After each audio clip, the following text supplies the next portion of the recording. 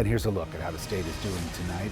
Today, Georgia health officials reporting nearly 2,000 new cases, along with 46 new deaths.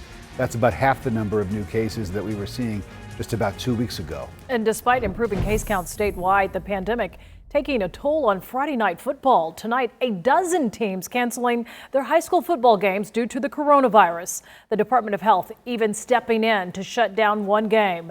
CBS 46's Jamie Kennedy asking parents tonight about the status of the season and if schools are doing enough to protect players. Many stadiums sit empty as high school football games across the state are cancelled due to the coronavirus. Parents not holding back on their thoughts. I don't think it's safe right now. I mean, I know football season started back, that's cool, but those are grown men and they got doctors and trainers, and kids have access to that. They've been practicing for months. We should just get over it and kind of, just play the game.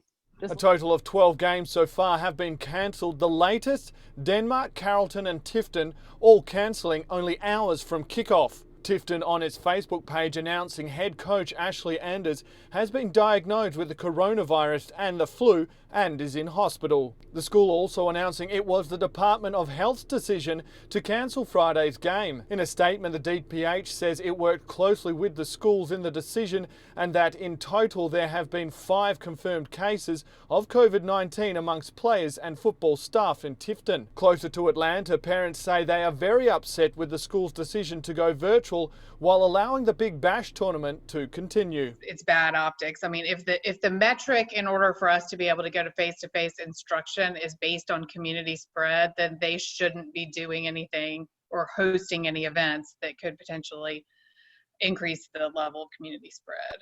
Jamie Kennedy, CBS 46 News. And Carrollton High is also changing its policies on what activities student athletes can do after a coronavirus exposure.